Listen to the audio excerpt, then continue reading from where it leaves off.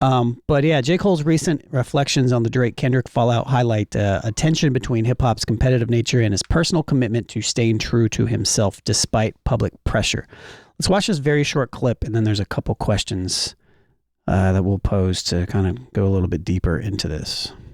The world, right away, the world became like politics. You're either Democrat or Republican. You're either Kendrick or you Drake. And you got to pick a side, boom, boom. And I felt like the nigga that was like disgusted both ways damn near. You know what I mean? So when you say, did it get out of hand? It's like, creatively, that's not my place to say. Right. But I think the out of hand that I think is like, to me, is like disgusting how people try to use that opportunity, either show how they really felt about Drake the whole time, right, or just like pile on that's a fact. And tear this dude down and like create a narrative as if he's not great. It was a whole campaign and probably still is to this day. Right. So on one hand, it's like, yo, I feel weird and they're going to make headlines out of this. Just like when I see Kendrick get the moment he had, the pop out, the stadium, the Super Bowl, the Grammys. I'm like, I'm just as proud of this as I was when I knew him back then. But I also hate that for Drake. And I hate how the world turns on him. And simultaneously, I'm over here like, man, I hope Iceman go crazy. Cool beans, man. All right. He didn't say nothing. No, he didn't. All right, so is J. Cole demonstrating a higher level of maturity, or is he simply trying to preserve his relationships on both sides of a divided industry? That's what it sounds like to me, the latter. Yeah. It feels like it to me as well. I mean, granted, he's had relationships with both of these gentlemen. Mm-hmm. You know, he was on stage, obviously, with Drake when some of the stuff was going off. He dropped his diss record that he pulled back, you know, and things of that nature. But I mean, they song kind of is what started everything. The big three with Mention is kind of what spearheaded the whole beef. So yeah, but I don't know. What do you he guys, was ingrained in it. I mean, are we in unison there, or do you got anything else to say with, that? I know it sounds, I mean, because I enjoyed the back and forth. That was one hell of a weekend. For a few weekends. Yeah. Yeah. But specifically when it was like, oh, okay, dropping. Okay. You dropping? Yeah, we dropping. But there is part of me that, can kind of agree when he said like the whole Republican Democrat thing, because, I hate the fact that like, I mean, we've been critical of Drake here since the beginning of the show, and not as a way of, disparaging his character or who he is as a person, but just because we believe he is a product and he is a pop star. And that's not really us disparaging him. That's just us saying, hey, man, this is what it is. Let's not try to turn it into something that it's not. Depends how you want to look at it. I think I would definitely say that I'm disparaging him. Okay. But I think in general, I think I agree with what you're saying. No, and I just think that how when the East Coast West Coast thing kicked off, and that's more our era, to where I know people who said, "Oh, I'm siding with the East Coast." It's like, dude, you're from Illinois, or I'm siding with the West Coast. I was like, you're from Colorado. You know what I'm saying? It was like that, to where, people, I'm riding for Pac. I was like, why? You don't know him. Like, I just remember at that same time, like, I bought both All Eyes on Me and Life After Death. Yeah. It's not like I didn't have money in my pocket for either double album, but now when we're talking about when we move it so much forward into the social media era, it does take on a whole different life. And, we're probably going to talk about that a little bit later. So I kind of see where J. Cole is coming from, because it's like, now, mind you, he's probably cool with both these cats, and so he doesn't, while he enjoys the sport of what it is that is the competitive nature of hip hop, to see one person take such a serious L, that's got to be hard to see. But at the same time, like, you see how Kendrick came up. It's hard because you're like, damn, I'm proud of that brother too, but it's at the behest. Yeah. It's like, damn, why does one person have to have such a moment as far as like record sales, notoriety and awards, at the detriment of this other cat over here. Now, mind you, that's always how hip hop has been. I mean, Kool Moe D had some other tracks that he came with after Mama said knock you out, and we don't really care. But I think this was different. I did. Yeah. I like that. I like that- that. Go to work. No, that wasn't one of those. He had a song, Hit Him With the Death Blow. Oh yeah. Yeah, you don't know what I'm talking about. I think the difference was that this battle was much more than just a regular rap beef. This was almost like a battle over culture in a way. It was like the culture that Kendrick represented versus the culture that Drake represented. And to me, that's the split that I saw. The split that I saw was more so down the line from that. And you saw people take sides, generally speaking, people that cared a little bit more on one side and people that were generally just kind of more casuals on the other side. So when we tie that into this particular question, J. Cole and playing sides, it does feel like he's also trying to play both of the sides. If the maturity exists for J. Cole way back then when he pulled his records off, like the Might Delete Later off and all that stuff, then it still exists now. So I'm not going to sit here and say that it's not consistent with who J. Cole is. He just seems like he doesn't have any type of concrete feeling on either side almost. I believe that it's kind of BS when people say that, it was Democrat or Republican, you had to pick a side, you had to choose a side. I don't believe that was the case, man. I don't think that was really the issue in the battle. It was just whether or not who won or lost. And all of the actions that came up after that was when people were choosing sides, quote unquote, like, why are you still winning? Why are you going there? Why are you crying? Like it got blown out of proportion than what it really was. All it was people going back and forth about who won and who lost. Nobody really was saying, nobody thought Drake should die because of this rap battle. Even regardless of Kendrick saying it or not. You know what I mean? I don't believe that anybody really had it. There was no threat of violence in this beef for real. Wop. Here's what I'll say. He said it, but I think that was metaphorically. So metaphorically, I do wish metaphorically Drake would die. Not him, him from the person of who he is. No, I don't want him to die. But the type of artist and product that he is within the culture of music and industry and within hip hop, I don't want any of that to be around at all anymore. People that just chase the product and what people like. I don't like. To me, this was Kendrick attacking that, and from that perspective, I can pick a side, and it was very easy for me to pick a side because I've always been this way, and I've always felt this way, and I've always felt, to Terry's point, like he said earlier, that he was a fan of Drake. Sure, there's some stuff that Drake has done. I'll be like, that's not bad. That is a good song, but everything else that he represents in general, being one of the biggest artists within this hip hop space, I can't vouch for it, and I don't like it.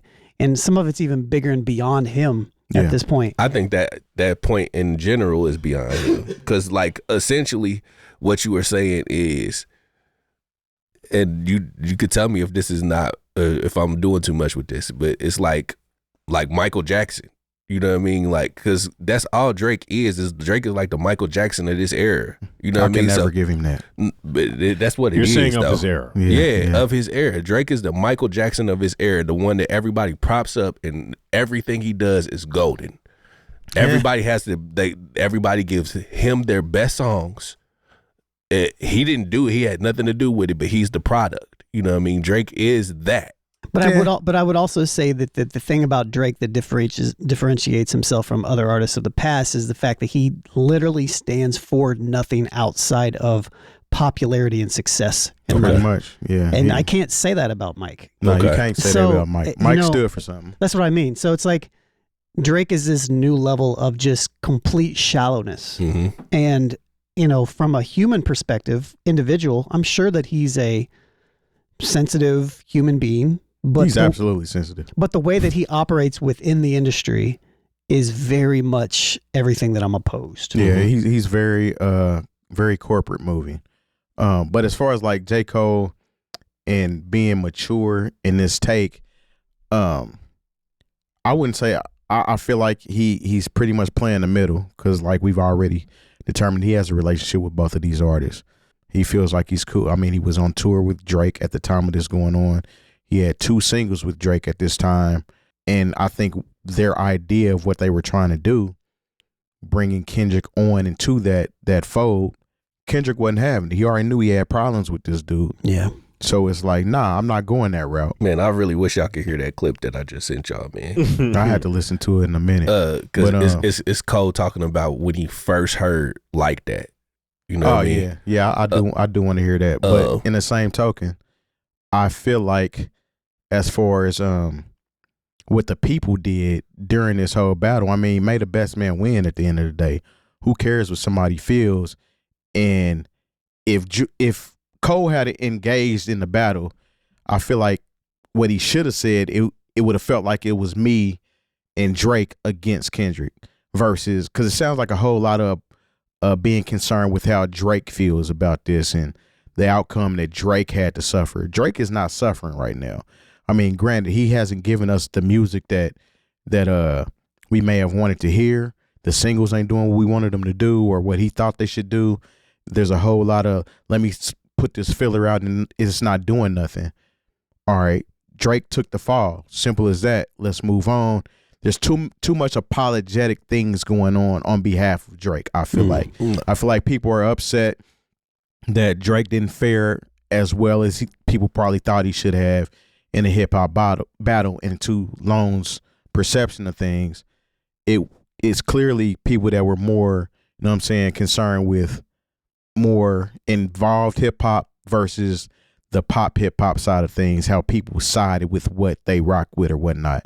And that kind of went, you know what I'm saying, awry. And then, of course, that led to the lawsuit and all of that stuff. But at the end of the day, I mean, we got a great battle out of it. Nobody lost their life. They may not be friends. They weren't friends in the first place. Yeah. But as far as Drake, J. Cole, and Kendrick, the common denominator is J. Cole. So J. Cole being the middle part of everybody's cool with J. Cole, I feel like that's the only reason he's taking this stance, because he still, I feel like in his heart, wants to have these relationships with these dudes. I feel like that as well. I think that would be my takeaway from this, is that J. Cole is trying to put that out there that, like, I don't have any lost feelings over anything. Mm-hmm. You know, like I'm here. I am in the middle. It's cool. I'm here if you care. If not, cool. You know what I mean? Yeah, I think just ultimately, man, the issue is Drake fought the machine. He didn't really, he fought, it was with Kendrick, but he went against the machine.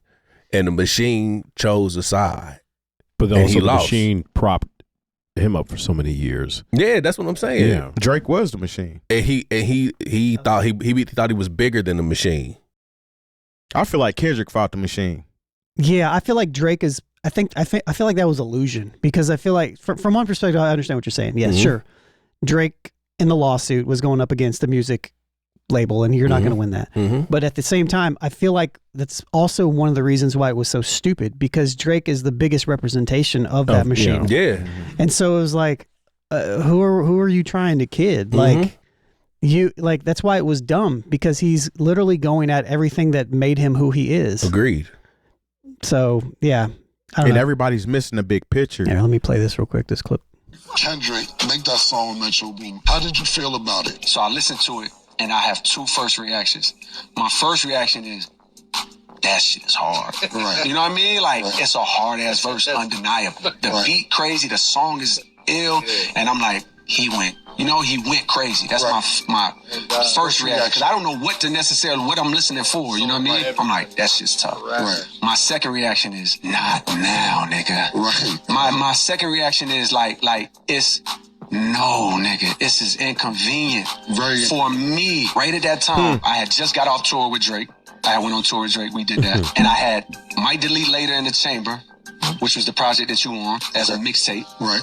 And then I had the Fall Off finished. I probably had to tweak a couple mixes, boom, boom, but I had this album finished, the Fall Off, right? Let me tell you something else. At that time, I had been working on the Fall Off, which was done. And by the way, that somebody leaked it. I know who leaked it and who said it, you know what I mean? But it's cool, he put it out there. It's like, yo, he was on 2 joints.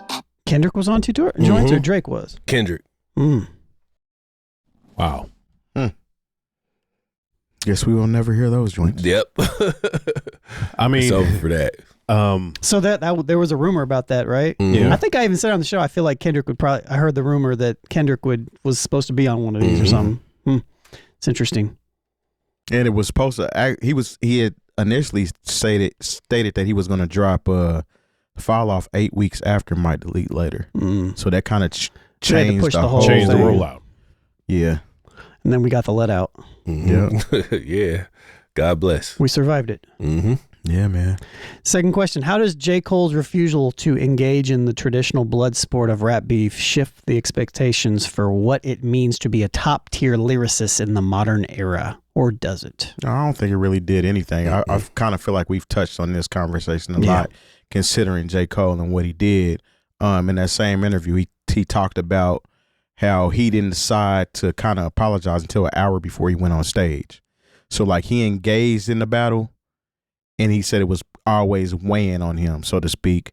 So an hour before he went out at whatever show was at Lollapalooza or No idea. one of them shows he did. It was. Dreamville. Yeah, it was. I an thought hour. that was on the interview with Nadeska though.